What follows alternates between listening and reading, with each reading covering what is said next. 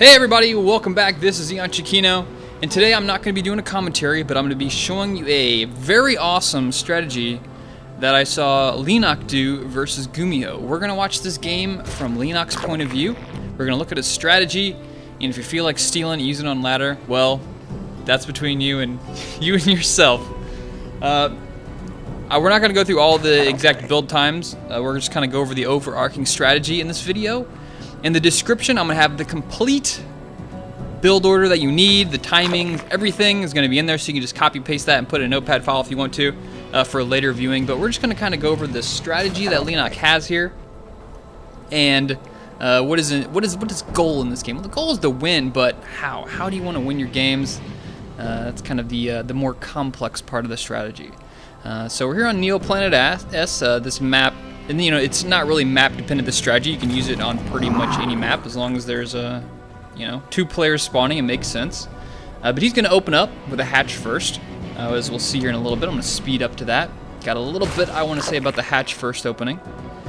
Now, it's not a super greedy hatch first where you can go for hatch first, then you can kind of drone up, then go for gas, then go for spawning pool. He kind of goes for a hatch and then instantly into a gas, then instantly into a pool. So it isn't as terrible. So yeah, there's the gas, there's the pool. It's going to be coming up right away. No drones in between this, so they're very quick.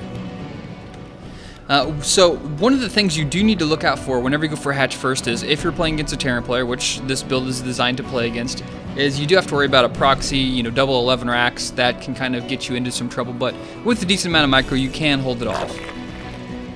So right away, we've got Leenock sending his Overlord straight to his opponent's base to see what's going on. He sees the barracks, and standard play these days is Reaper opening. So he's going to move this Overlord into a really good position just to keep an eye on the natural and keep an eye on the front of his opponent's base. Do a little bit more speeding up action here. So far, it's just been a lot of droning, making some Overlords, and of course, whenever your second hatch finishes, you make double queens. And once you get about 100 gas, pull 2 workers off gas, start your metabolic boost, but leave 1 worker on gas because you are going to use gas later on in the game to make some roaches. This is going to be a Zergling roach attack. So we've got the Reaper in your base. The Reaper's running around, just going to be trying to cause you to lose some mining time, maybe kill a drone, but you're going to work on a couple Zerglings you've made. So we're going to use 4 Zerglings to keep this Reaper at bay until the queens get out, and as soon as the queens get out, you can easily deal with this Reaper. So the 4 Zerglings are just kind of to keep those Zerglings, to keep those Reapers at bay. Don't initiate fights with the Zerglings unless the Reapers are on creep. You can't chase them off creep, you're just going to end up dying. Just bad news. Just wait it out until the queens come out.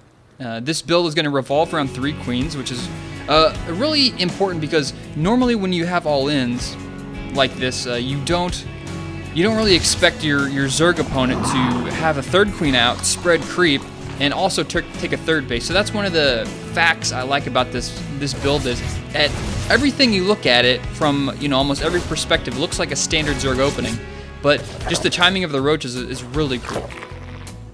So, I mean, just look at the way he's playing here. He doesn't want to initiate these Reapers. He knows more often than not he's not going to catch those Reapers, so don't even worry about it. He's got other stuff he wants to deal with. Worry about droning and droning and droning. Down here in the bottom, we see a second Overlord, which is in a good position.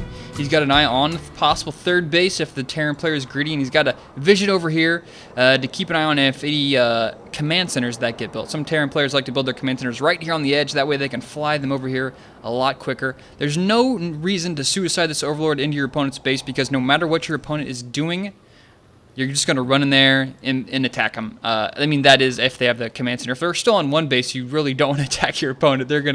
They have more problems. But he does see the second command center here, so everything is good to go. You're still ready for the attack.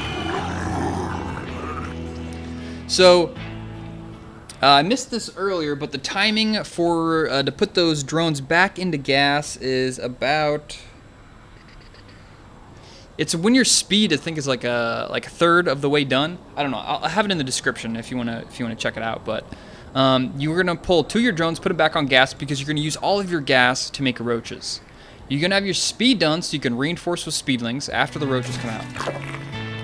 So your third queen is going to be on creep production duty. You're just going to walk around, lay down creep tumors, and just kind of keep spreading this out forward. At the same time, you're going to use these Zerglings, at least Leenock does, to run around, scout, see what's up, keep an eye on that wall. Is he building a wall? 1, because if he's not, it's going to make it even easier. And 2, is he making tanks? Is he making Hellions?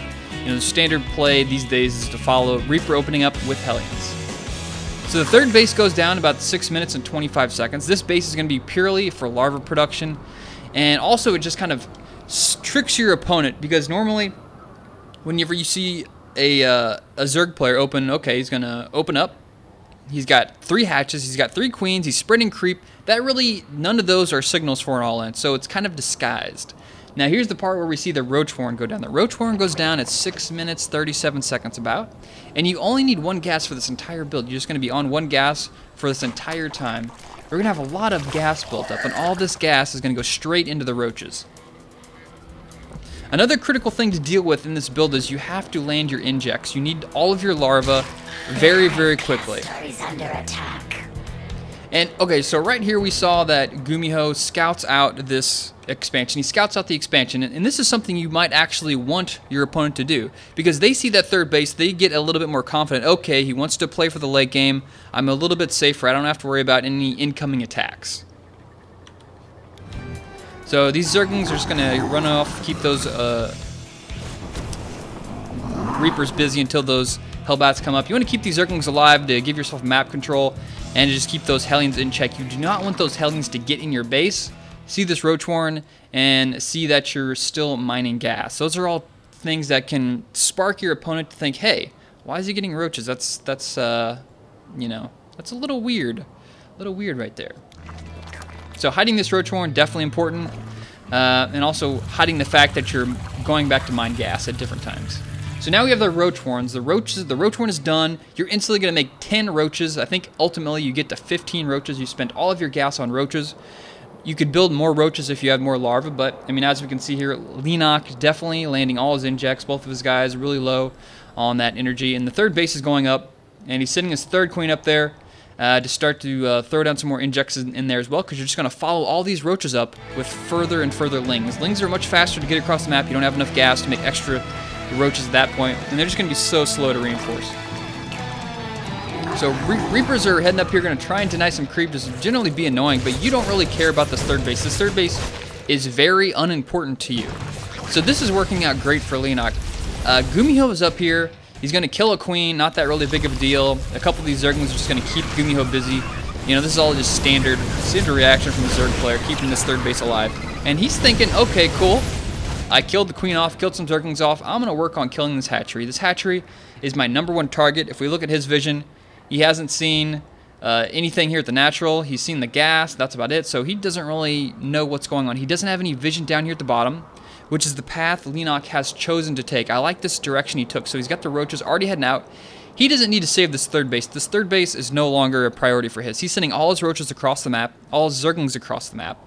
And the decision to go this bottom way is a lot smarter than to go the top way, because if he goes the top way, he may run into some reinforcing Hellions, or just a random Reaper running around. So I like the decision to run the bottom route here for Leenock. And then from this point on out, he made his 15 Roaches. He's just going in full-on Ling production. The Lings have speed, so they can get across your opponent's base really fast and provide really good reinforcements. The Overlord is still up here, giving you vision. He still sees the wall-offs there.